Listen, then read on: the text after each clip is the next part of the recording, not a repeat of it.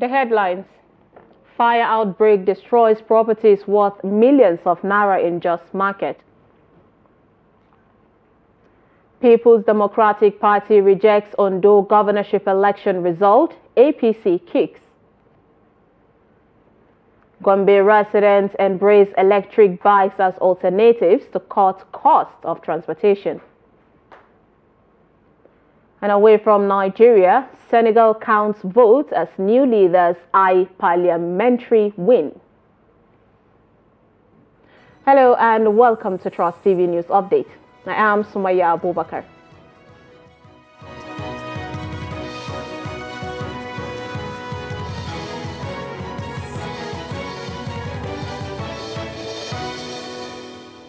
Thank you for joining us and the details. A fire outbreak on Sunday night destroyed properties worth millions of naira at Laranto Market in Jos North local government area of Plateau State. Laranto Market has been plagued by an annual fire incident. Last year, a section of the market was engulfed by fire due to an electrical fault, resulting in destruction of millions of naira worth of goods, including vehicles. Reports say the latest incident occurred around 11 p.m. after businesses had been closed for the day. Hundreds of people rushed to the market at night to help put out the fire during the incident. The chairman of the market, Idris Shehu, who confirmed the incident, said the fire engulfed goods worth millions of naira, adding that the cause of the incident is still unknown. He said 3 sections of the market, including timber, second-hand clothes and furniture, were severely affected.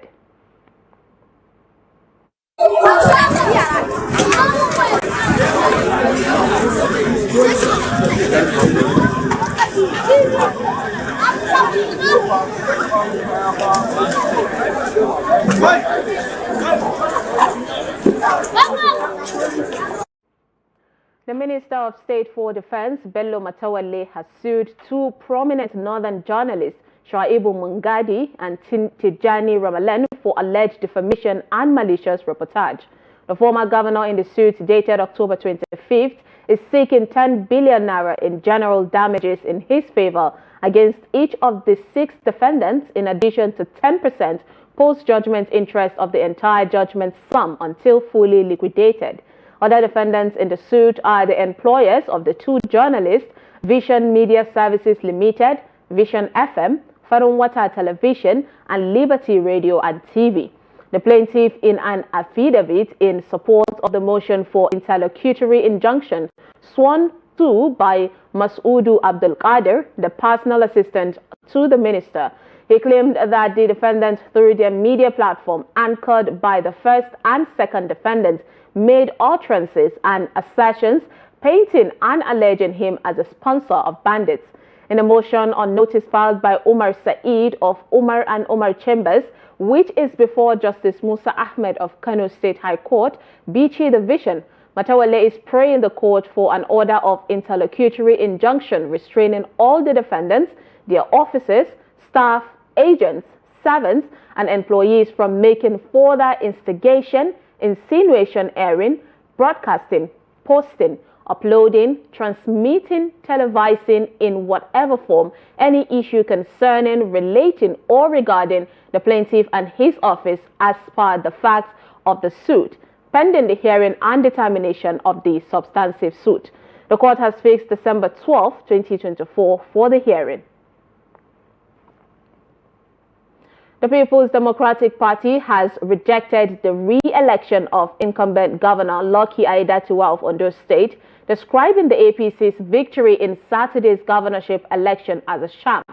The National Publicity Secretary of the PDP, Debo Olagunagba, disclosed this in a statement issued in Abuja on Sunday. However, the ruling APC said the opposition party has developed a reputation for lashing out at the APC and the Independent National Electoral Commission every time it loses an election. Aiyedatiwa was declared the winner by the electoral umpire after winning the 18 local government areas in the state. However, Olagunagba kicked, alleging that the result was skewed by the electoral umpire in favor of the governor. According to him, the poll was marred by vote buying and intimidation from certain quarters, an act he said is capable of disrupting the country's democracy if it goes unchecked. Reacting, the National Publicity Director of the APC, Bala Ibrahim, faulted the PDP's claim, saying the ruling party wasn't surprised that the allegation was coming from the PDP that Nigerians have allegedly vowed not to have anything to do with again. Residents of Ondo State have charged the governor-elect on the need to prioritize good governance.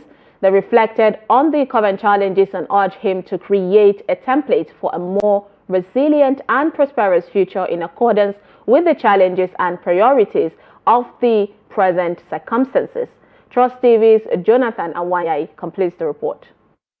The residents who spoke with Trust TV urged Ondo State Governor-elect Mr. Lucky Aiyedatiwa to tackle insecurity, poverty, and unemployment, urging him to instill transparency and accountability in governance. They noted that good governance is more than a moral obligation, but an economic imperative, saying that it is the key to unlocking the nation's potential, attracting vital investment, and creating opportunities for the citizens. We have a lot of challenges in this country now presently. Agriculture is the first thing. We need mechanism, farming to develop and to create jobs for youth, both female and male. Road spoil, so to let him help us repair do the road for us. The governor should provide more job opportunity for the people, because there are a lot of people outside that they don't have job. Should provide job for them, and also should provide more electricity for the people and the area that he sees that should be repaired. We want him to give a chance for the unemployed youth and give them work, the homeless child, to help them, assist them, help them with home build house for them or any orphanage house. Earlier, the Ondo State Governor and Governor-elect, Mr. Lucky Aiyedatiwa, promised to continually run an inclusive and participatory government where every citizen has a voice and an opportunity to contribute to the state's collective progress. Jonathan Awanyai, Trust TV News, Ondo. In the meantime, Governor Lucky Aiyedatiwa says his victory in the just concluded governorship poll is a call to deliver more for the people of Ondo State. Aiyedatiwa won the Ondo governorship election, which was concluded on Sunday, beating the People's Democratic Party, the PDP's Ajayi Agboola, in the largely peaceful exercise. Speaking to reporters after he was declared as the winner of the poll, the Ondo governor promised better days for residents of the southwest state. According to him, having visited every part of the state during campaigns, he is more in tune with the needs of the people. The former President Muhammadu Buhari has commended the success of the All Progressive Congress in the Saturday governorship election in Ondo State, which returned Governor Lucky Aiyedatiwa as winner. In his reaction to the outcome of the election, the former president said the voters had spoken lucidly and loudly about the confidence they have in the party and the governor. Buhari said in a statement by his spokesperson, Garba Shehu, on Saturday that the voters had expressed their wish through the ballot box, adding that this should be respected by other stakeholders. The former president said while the election outcome has shown that democracy remains strong and cannot be easily overturned in a country as large and diverse as Nigeria, it is equally a challenge to the governor-elect to put in place policies that engender economic growth, tame high unemployment and inflation, and advance the pursuit of welfare and programs to make life better for the people. Buhari also commended the Independent National Electoral Commission and law enforcement agencies for their efforts in reducing the observed shortcomings in previous elections.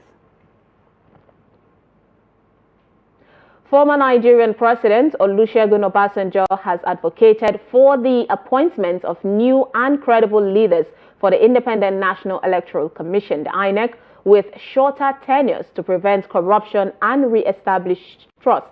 Obasanjo made the call during the Chinua Achebe Leadership Forum held at Yale University in New Haven, Connecticut, USA. Speaking on leadership failure and state capture in Nigeria, Obasanjo described the 2023 general elections as a travesty. The former military head of state said reforming the electoral system was a key issue for the country, adding that INEC officials need thorough vetting to prevent partisan appointments.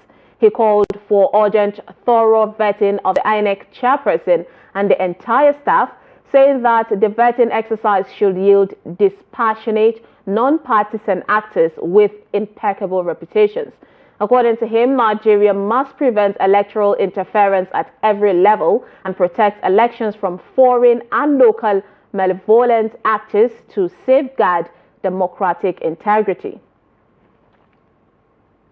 The Speaker of the House of Representatives, Tajuddin Abbas, has said that the Green Chamber is yet to take a stand on the tax reform bills sent to the National Assembly by President Bola Ahmed Tinubu. Abbas disclosed this on Monday in Abuja while declaring open and interactive session on the proposed bills. The bills are the Nigerian Tax Bill, the Nigeria Tax Administration Bill, the Nigerian Revenue Service Establishment Bill, and the Joint Revenue Board Establishment Bill. The Speaker noted that the four bills represent critical proposals for the executive to expand Nigeria's tax base, improve compliance, and establish sustainable revenue streams for the nation's development. Abbas explained that the purpose of this session is to provide lawmakers with a comprehensive understanding of the proposed bills. According to him, it is designed to deepen our appreciation of their provisions, commence constructive dialogue on contentious or controversial areas, and build the consensus necessary to produce versions of the bill that align with the interests of the executive, the legislature, subnational governments, and the Nigerian people. Teachers in Bauchi State's basic schools are urging the government to focus more on creative teaching and skill development for pupils, rather than solely emphasizing core subjects. Speaking in an interview with Trust TV, they highlighted the need for improved quality education in primary schools across the state. Trust TV's Adamu Imam reports.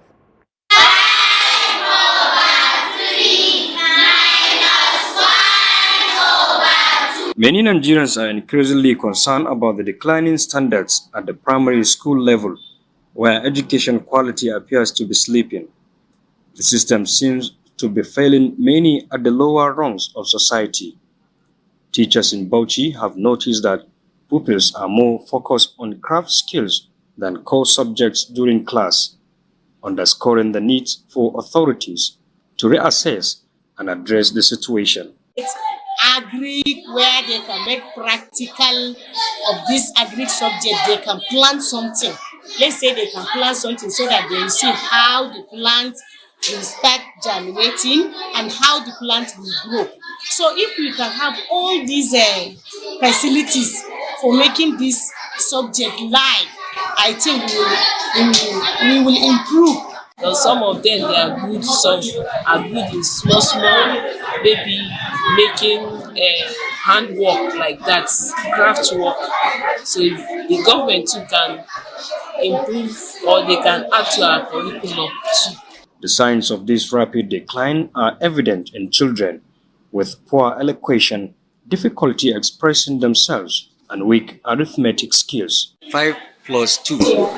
7. Okay. 6 plus 1. 7.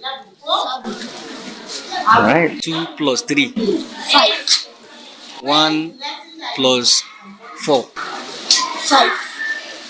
Which class are you? Okay. Which course are you doing now? Which subject? English? Okay. Can you tell me something? What can you tell me about your school? Teachers of speech. Okay. Educationists, on the other hand, emphasize the importance of infrastructure in basic schools, urging the government to collaborate with local communities to safeguard these resources for the benefit of all. They have done their part in providing infrastructure, but the facilities must be maintained to ensure a conducive learning environment. For example, Providing 300 chairs and fencing is a step forward, but it is the responsibility of both the authorities and the community to maintain these resources for the students. If we truly want to address the infrastructure decay in primary schools, the government knows what steps need to be taken. However, the State Education Authority asserts that they are committed to maintaining primary school facilities and urge community stakeholders to support rather than sabotage government efforts. Adam Imam, Trust TV News, Bauchi. This is news update on Trust TV. Coming up, Gombe residents embrace electric bikes as alternatives to cut cost of transportation. This and more to come. Stay with us. Welcome back and thank you for staying with us. If you are just joining us, this is Trust News Update. Here's a recap of our top stories. We brought you the news: the fire outbreak destroys properties worth millions of naira in Jos Market. And People's Democratic Party rejects Ondo governorship election result, APC kicks. Moving on to more stories. Faced with rising fuel and maintenance costs, Gombe residents are embracing electric motorcycles as a cheaper, eco-friendly alternative to traditional fuel-powered bikes. This growing trend mirrors a broader shift in developing nations where electric vehicles are gaining traction for their affordability and sustainability. Hassan Koli reports. Electric motorcycles are taking Gombe by storm, offering fuel-free rides and an eco-friendly alternative for riders. Equipped with features like an electric start and pulse monitoring dashboards, they deliver a safer, more convenient riding experience. Initially, we struggled to convince people to electric electric vehicles, but once they realized how portable they are, along with the cost savings on fuel and the convenience of avoiding long queues at filling stations, they started embracing them willingly.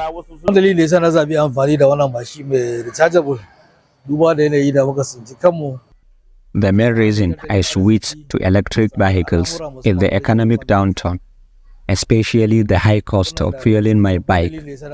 A full charge lets me travel at least 100 kilometers, which is incomparable to fossil-powered bike. It is more convenient with no engine issues, and I am really enjoying the experience. While maintenance and spare parts often discourage people from adopting new machines, electric motorcycles sidestep these hurdles, offering a hassle-free alternative for riders.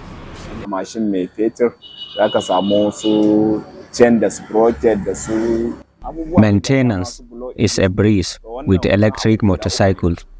Unlike petrol-powered bikes, they have just three main components: the coil, battery, and frame boss. What makes them even better is the dashboard, which allows riders to easily spot issues with readily available, reliable parts for replacement. Most repairs can even be handled by the owner without needing an electrician.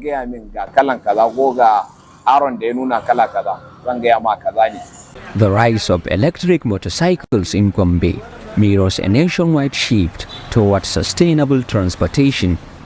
The World Bank reports that over half of developing countries could see economic benefits from electric mobility, including reduced air pollution, lower maintenance costs, and less reliance on costly imported fossil fuels.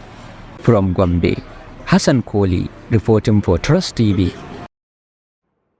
In business, rising taxes and oil revenues by the federal government have boosted its earnings by 76% from 7.1 trillion naira in 2022 to 12.5 trillion naira in 2023.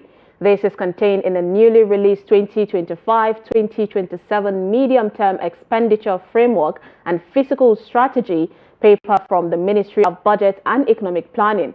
According to the Budget Office, while total revenue was up by 76%, oil revenue rose by a whopping 200% from 0.8 trillion naira in 2022 to 2.4 trillion naira in 2023, contributing about 19.2% to total revenue.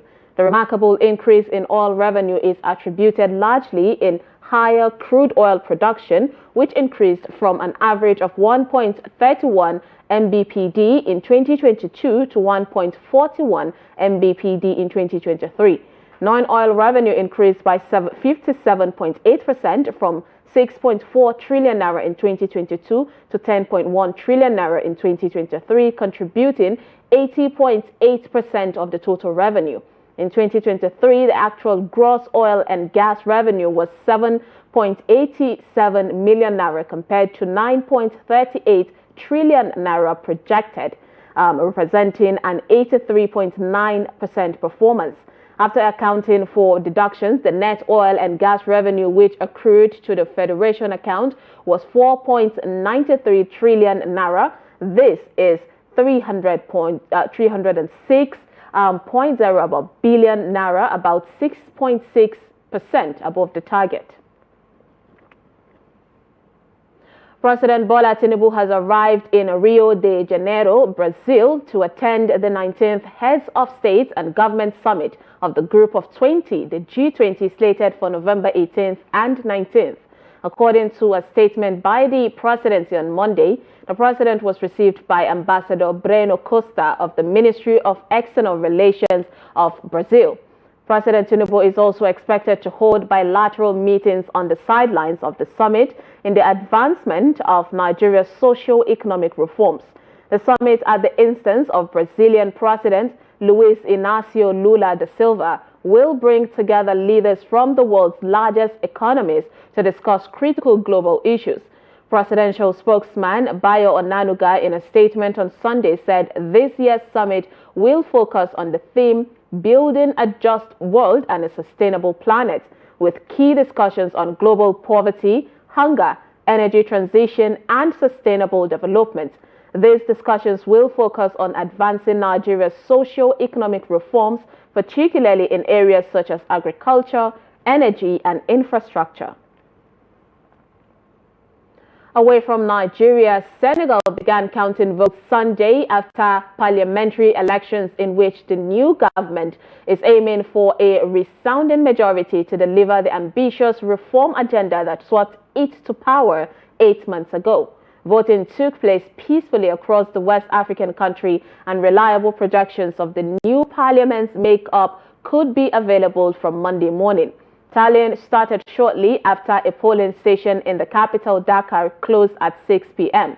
The governing PASTEF party of President Bassirou Diomaye Faye is the favorite to win.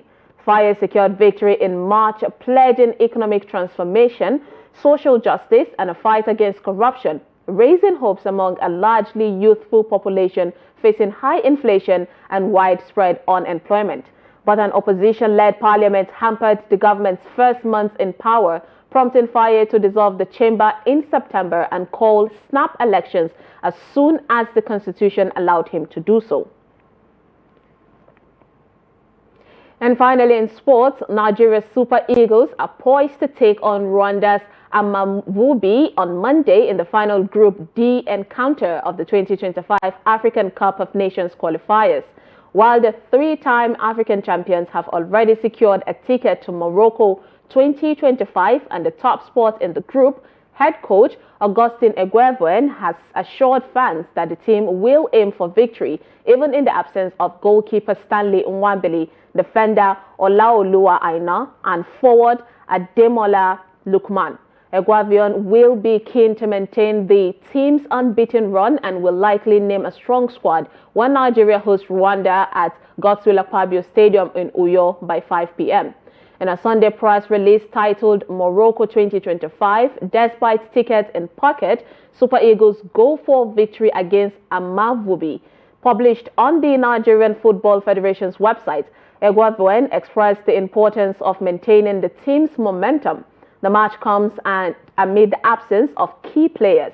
first choice goalkeeper Wabeli also has left camp following the demise of his father. Defender Olaoluwa now has returned to the Nottingham Forest for club duties, and forward Ademola Lookman, nursing a knock from Thursday's encounter against Benin Republic, has also exited camp. Despite this, Eguavoen remains confident in his squad's depth.